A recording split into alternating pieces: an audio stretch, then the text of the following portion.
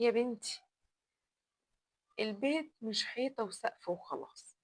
البيت ده كائن حي بيتنفس، بيحس وبيتعب.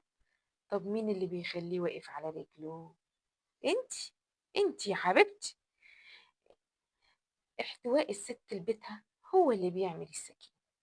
يعني بإيه بقى احتواء؟ يعني جوزك لما يرجع متضايق من الشغل تعرفي تحتويه قبل ما تسأليه مالك. تعرفي امتى تتكلمي وامتى تسكتي.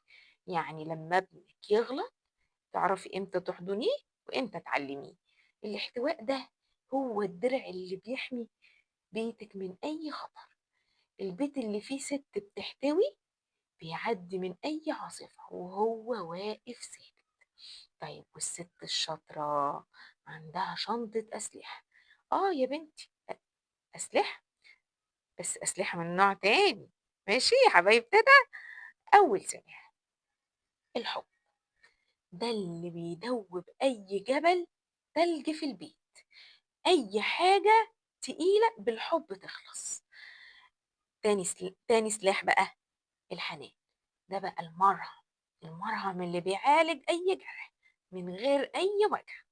طيب تالت سلاح الاحتواء، ده الحضن اللي الكل بيجري يستخبى فيه لما الدنيا تقسى. وإيه، الدنيا قاسية كتير. طيب بصي بقى، خدي بالك إن الست الشاطرة مش حنينة على طول. لازم يبقى عندها الشدة والحزم برضه. وفي وقت لازم تقول لأ بصوت عالي. يعني تكوني إيه عارفة إمتى تقولي لأ وإمتى تعملي كل ده. وفي وقت لازم توقفي الغلط عند حد. ولو فضلتي حنينة بس البيت هيبوظ، ولو فضلتي شديدة بس برضه. طب إيه السر بقى يا بنتي؟ السر في الحكمة. الحكمة اللي هي بتقولك إمتى تطلعي الحب وإمتى تطلعي الحنان وإمتى تطلعي الشدة. الست الحكيمة عندها 4 شخصيات جواها، وبتعرف تختار الشخصية الصح في الوقت الصح. ساعة تبقى أم، وساعة تبقى صاحبة، وساعة تبقى قاضي عادل بين ولادها.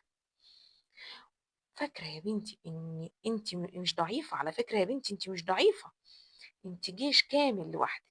احتوائك هو الأمان، وحكمتك هي البوصلة. والبيت اللي فيه ست شاطرة عمره ما يتهد أبدا.